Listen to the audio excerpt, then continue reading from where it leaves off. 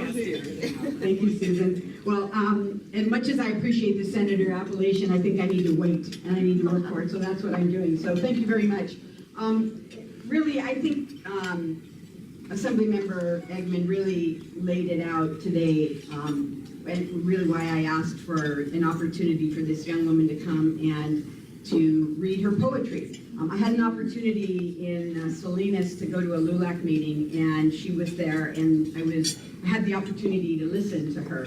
And she's got such a strong voice, and you know, many times we get so busy with our day-to-day life that we don't stop and listen to the voice. And so I thought this was a great opportunity for us to have a young woman who has a lot to say.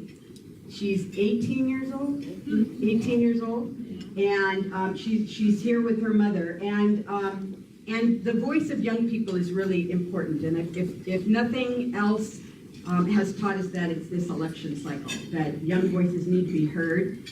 They're different than our own, but in many ways the things they say touch us because we've seen them. And so it gives me great pleasure to introduce this young woman. But first I want to introduce her mother, who is here with her, Catherine Gomez.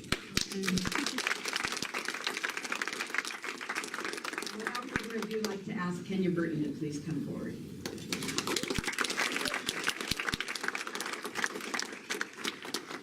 Welcome to Sacramento and to the Women's Caucus and to women in leadership. It's all yours.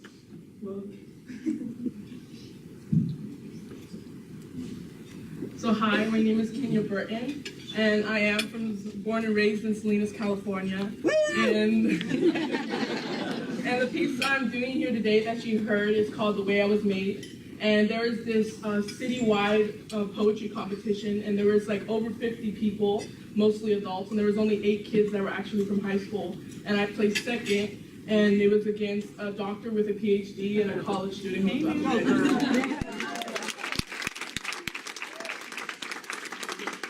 So that was my junior year of high school, and so even though I got second place, I really loved the piece, and it's brought me to so many places, and Anna happened to hear it, and she thought it was wonderful, which, oh, bless my heart.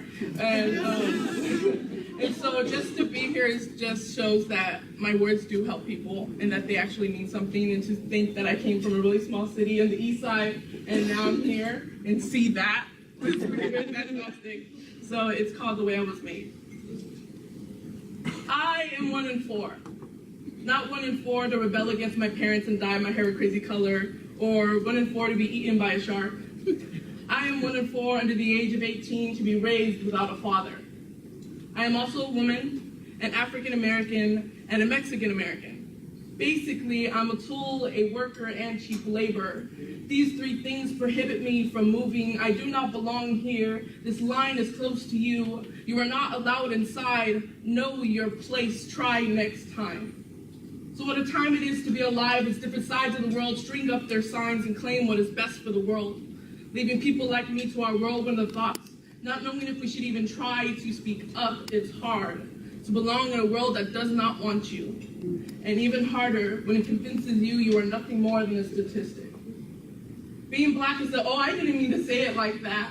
I've always wanted a black friend. You're pretty for a black girl. You're taking things to heart, and you can't take a damn joke. Being human is not knowing how to decipher pain.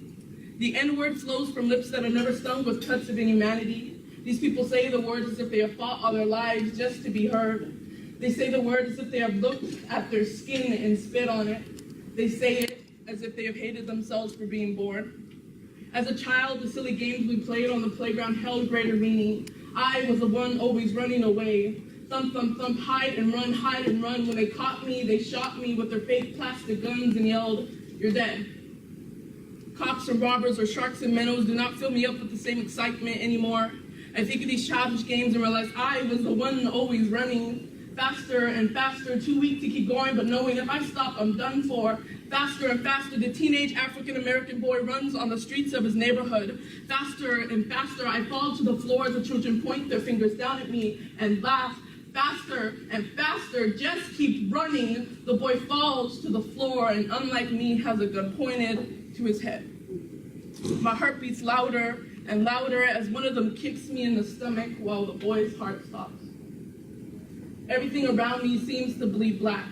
At a young age, I started to wonder if I bled the same, wondering if I bleached my skin, the girls at school would finally accept me instead of shredding my self-confidence until I was nothing more but a dismembered figure in a game of hangman. I once had a teacher that asked me what my family and I called each other.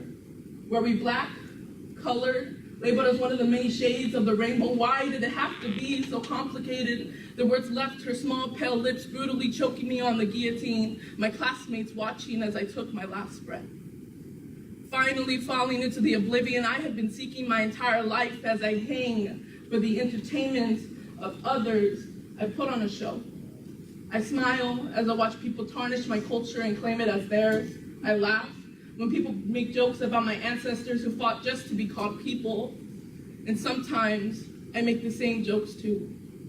Falling down this web of lies, wet with tears, and I can hear myself screaming inside, please don't try to stop me, I'm on a roll. Maybe I should speak a little clearer, put more emphasis in my words, but even then my words would still go unheard because in this society, my words mean nothing.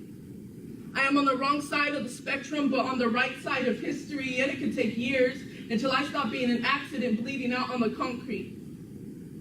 My little sister doesn't like to wear her hair down. Says kids at school say it's nappy and rough, so she wears it up, decorates it with a bow or two, and changes herself to reach their views. She cries in the shopping cart at Walmart because she says she doesn't feel pretty.